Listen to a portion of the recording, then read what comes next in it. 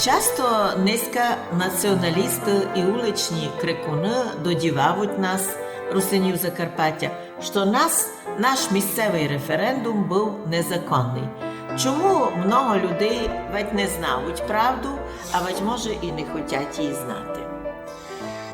То правда, що в Україні приховують той незаперечний факт, що ми державотворчий народ. Важко ніколи і нікому не забути, що цей демократичний референдум проводився по демократичному ще закону Української Радянської Соціалістичної Республіки. Він звучить так. Про республіканський та місцевий референдуми від 3 липня 1991 року.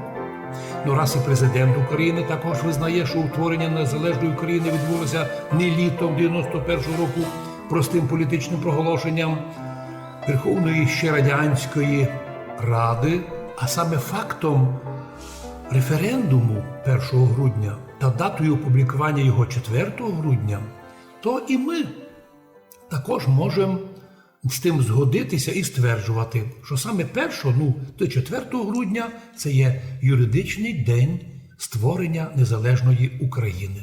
Адже 4 грудня, згідно закону РСР про республіканські та місцеві референдуми від 3 липня 1991 року, Українська Радянська Соціалістична Республіка, створивши, як не люблять це, акт сепаратизму, відділення від СССР шляхом референдуму, стала самопроголошеною незалежною державою Україною.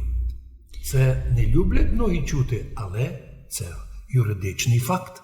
Так що Україна, відділившись референдумом від СССР, створила прецедент сепаратизму? Виходить так. Це зафіксований юридичний факт, що Українська Радянська Соціалістична Республіка, вона якраз тим і створила той прецедент, бо не сама виходила, а тільки законним референдумом. А учасники референдуму стали політичними українцями і політичними сепаратистами. Але згідно загаданого радянського ще демократичного референдуму по закону УССР про республіканські та місцеві референдуми від 3 липня 1991 року, жителі радянської ще України, громадяни ще СССР, УССР, не боячись, як цього бояться нині всі, що їх будуть судити за відкритий офіційний сепаратизм, за вихід із складу СССР, проголосували в більшості і вперше в історії утворилася незалежна держава Україна, але саме шляхом сепаратизму, тобто відділення. Значить, саме 4 грудня, многі думають, мав би святкуватися День Незалежності України. Чим об'яснити, що старі українські комуністи на чолі з головним ідеологом комуністів України Леонідом Кравчуком так скоро погодилися на сепаратизм рідного їм Комуністичного Союзу Радянських Соціалістичних Республік?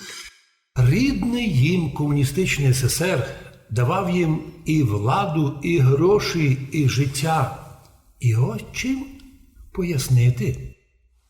Ми можемо сказати, фактом зрадництва українських комуністів своєї партії та комуністичної ідеології та фактом того, що скоро вони, а вже відчували, будуть різати по-живому народну власність, ділити її між собою, як тоді виявилось майже нічийна. Весь світ дивувався нечуваній зраді українських комуністів. Але дивуватися нічому. Бо вчорашні українські радянські комуністи, як тільки відчули смак смаженого переділу державної народної власності, саме ними, а не комусь, кравчуківськими соратниками, комуністами, то легко і не червоніючи, без ганьби, спішно перефарбувалися в тайних, споконвічних українських націоналістів.